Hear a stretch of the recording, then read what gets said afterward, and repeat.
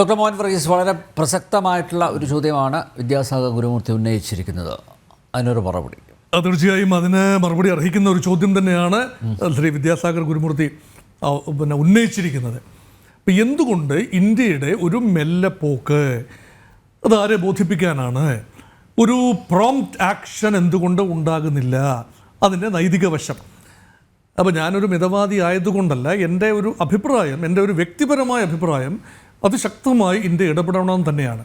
പക്ഷേ ഒരു വശത്തെ മറ്റൊരു കാര്യം വരുന്നു, ഒരു വിവേകപൂർവമായ ഒരു കാര്യമാണ് ആദ്യ പരിഗണന.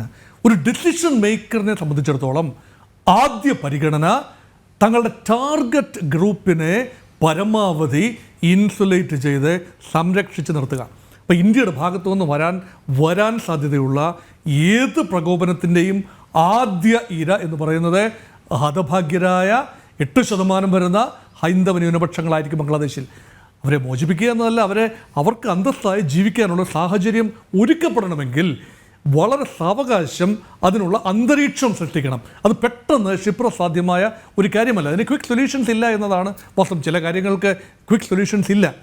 അതേസമയം ഇന്ത്യ ഇന്ന് അനുഭവിക്കുന്ന ഒരു 4 ഡയമെൻഷണൽ കണൻഡ്രമുണ്ട്. ബംഗ്ലാദേശിനെ ചുറ്റിപ്പറ്റി തന്നെയാണ് ഞാൻ പറയുന്നത്. ഒരു 4 തലങ്ങളുള്ള ഒരു വലിയ പ്രഹേളിക. അതിൽ ഒരു തലമെന്ന് പറയുന്നത് India is living in a very troubled neighbourhood, extremely troubled നെയ്ബർഹുഡാണ്. ഒരൊറ്റ രാജ്യം പോലും പൂർണ്ണമായി ഇന്ത്യയോട് ചേർന്ന് നിൽക്കുന്നില്ല ദക്ഷിണ ഏഷ്യയിൽ.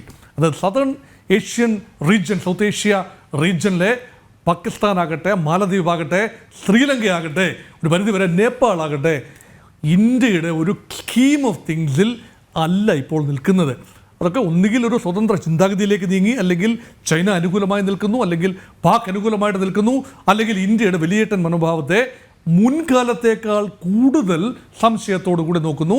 ചൈനയുടെ പ്രസൻസ് ഇവിടെ എല്ലാം, ബംഗ്ലാദേശിലെ ചിറ്റഗോങ് തുറമുഖത്താകട്ടെ, ശ്രീലങ്കയിലെ കൊളംബോ ഹമ്പൻതോറ്റ തുറമുഖങ്ങൾ കേന്ദ്രീകരിച്ചാകട്ടെ, പാകിസ്ഥാന് ഗദ്ദാർ തുറമുഖമാകട്ടെ, മാലദ്വീപിലെ തുറമുഖങ്ങളാകട്ടെ, ഒക്കെ തന്നെ ചൈനീസ് സ്വാധീന വലയത്തിലാണ്.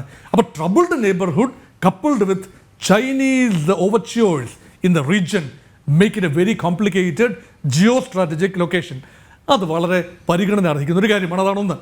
2, ഞാൻ നേരത്തെ പറഞ്ഞ ആ ഒരു ജനതയുടെ, ബംഗ്ലാദേശിലെ ഹൈന്ദവ ന്യൂനപക്ഷത്തിൻ്റെ physical wellbeing and safety security India ഇപ്പോൾ ചാടിക്കേണ്ട ഒരു തീരുമാനമെടുത്ത് കാര്യമായ ഒരു ഉപരോധത്തിലേക്കോ ആക്രമണത്തിലേക്കോ സർജിക്കൽ സ്ട്രൈക്കിലേക്കോ നീങ്ങിയാൽ ഉടനടി സംഭവിക്കാൻ സാധ്യതയുള്ള ഒരു രക്തപ്പുഴ അത് നമ്മൾ ആഗ്രഹിക്കുന്നില്ല.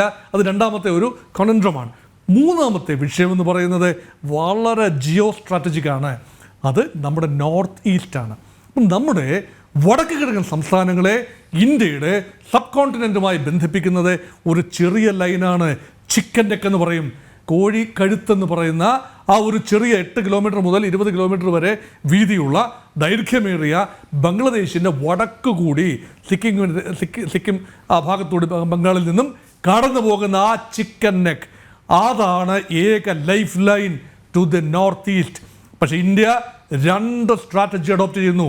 അതിലെ ഒരു സ്ട്രാറ്റജി എന്ന് പറയുന്നത് ലോങ് ടേം സ്ട്രാറ്റജിയാണ്. ഇന്ത്യയുടെ കൽക്കട്ട തുറമുഖത്ത് നിന്നും മ്യാൻമാറിലെ പടിഞ്ഞാറ് രാഖൈൻ പ്രോവിൻസിലെ ഒരു തുറമുഖം വരെ ചരക്ക് ഗതാഗതം കപ്പൽ വഴി എത്തുകയും അവിടെ നിന്നും നദി വഴിയും പിന്നീട് കര വഴിയും മിസോറാമിലേക്ക് ചരക്കുകളും ആളുകളും എത്തത്തക്ക രീതിയിലുള്ള ഒരു വിശാല കോറിഡോർ പദ്ധതി ഒരുങ്ങുന്നു. അത് പൂർത്തീകരണത്തിലെത്തിയിട്ടില്ല. അതാണ് ഒരു വലിയ ഒരു പ്രതീക്ഷ.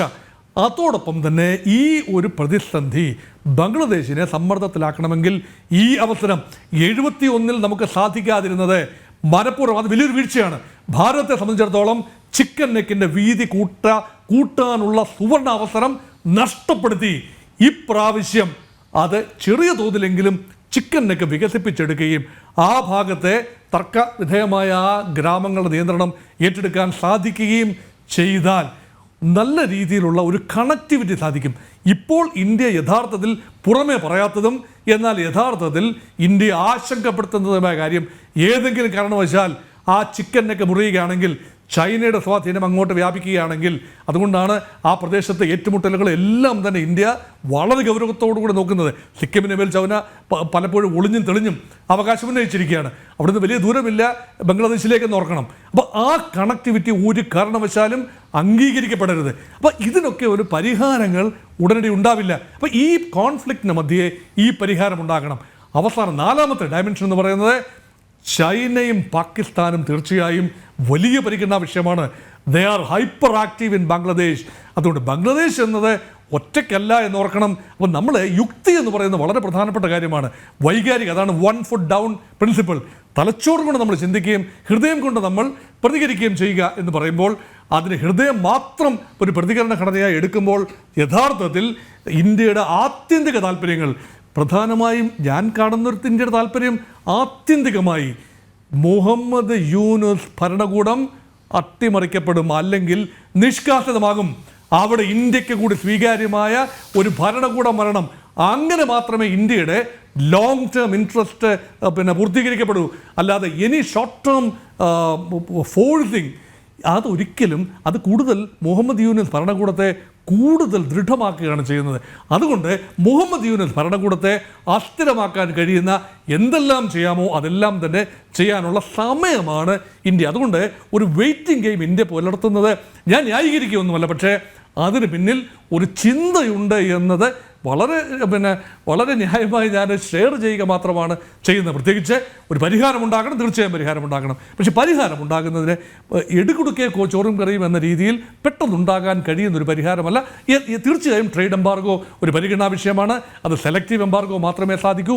ഫുൾ എംബാർഗോ നടന്നു കഴിഞ്ഞാൽ അവിടെ ആദ്യം പട്ടിണിയിലാകുന്നത് ഒരുപക്ഷേ മതന്യൂനപക്ഷങ്ങൾ തന്നെയായിരിക്കും. അപ്പോൾ അവിടെയും നമുക്ക് തീവ്രമായ ഒരു നിലപാടെടുക്കാൻ കഴിയാത്തൊരവസ്ഥയിലാണ്. അതുകൊണ്ട് ആ വൈതരണിയാണ് യഥാർത്ഥത്തിൽ ഇന്ത്യയെ മതിക്കുന്നൊരു വിഷയം. അത് ഞാൻ ഒരു കാര്യമാണ് വിദ്യാസാഗർ ഗുരുമൂർത്തിയും മറ്റുള്ള പാനലിസ്റ്റുകളും പറഞ്ഞ ഒരു കാര്യം അംഗീകരിക്കുന്നു. വേണ്ട രീതിയിൽ ഇന്ത്യക്ക് അന്താരാഷ്ട്ര സമൂഹത്തിന് മുമ്പിൽ ഈ വിഷയം ചർച്ചയാക്കാൻ കഴിഞ്ഞോ എന്ന് എനിക്കും സംശയമുണ്ട്. കുറേയൊക്കെ ചർച്ചയായി, പക്ഷേ അതിനുള്ള തീവ്രമായ നയതന്ത്ര ശ്രമങ്ങൾ നടത്തേണ്ടതുണ്ട്. ലോക മാധ്യമങ്ങൾ ആ വിഷയം ഏറ്റെടുക്കേണ്ടതുണ്ട്. ലോകത്തെ മനുഷ്യാവകാശ പ്രസ്ഥാനങ്ങൾ കൂടുതലും ശ്രദ്ധ പതിപ്പിക്കേണ്ടതുണ്ട്. ഇത് ഇന്ത്യയുടെ ഒരു പ്രചരണ ക്യാമ്പയിൻ മെത്തേഡായി ആരും കാണാതെ ഇരിക്കട്ടെ. അതിനുള്ള ഒരു തന്ത്രപരമായ മികവ് ഇന്ത്യയുടെ പ്രചരണ സംവിധാനത്തിനും കൂടി ഉണ്ടാകണം. ഇതൊക്കെ നമുക്കിപ്പോൾ ചെയ്യാൻ സാധിക്കുമെന്നാണ് എൻ്റെ അഭിപ്രായം. ഓക്കെ, എന്തായാലും സമീപകാലത്ത് ഹിന്ദുക്കൾ ഇതുപോലെ വേട്ടയാടപ്പെട്ട ഒരു സംഭവം ഉണ്ടായിട്ടില്ല. പരസ്യമായി കൊന്നു കെട്ടിത്തൂക്കിയ ദൃശ്യങ്ങൾ ഇന്നും ഒരു വേദനയായി അവശേഷിക്കുന്നു. ഹിന്ദുക്കളുടെ അടക്കം ആരാധനാലയങ്ങൾ വ്യാപകമായി തകർക്കപ്പെട്ടു. വ്യാപാര സ്ഥാപനങ്ങൾ കൊള്ളയടിക്കപ്പെട്ടു. മാനഭംഗത്തിനിരയാക്കപ്പെട്ട സ്ത്രീകളുടെ നിലവിളി ഇപ്പോഴും കാതുകളിൽ മുഴങ്ങുന്നുണ്ട്. ഒരിക്കലും നടക്കാൻ പാടില്ലാത്തത് നടന്നിട്ടും ക്രൂരതയെ ന്യായീകരിക്കുന്ന ഇടക്കാല ഭരണകൂടം മനുഷ്യാവകാശ ധ്വംസനങ്ങൾക്ക് കുടപിടിക്കുന്നവരോട് മനുഷ്യത്വം സംസാരിച്ചിട്ട് കാര്യമുണ്ടോ?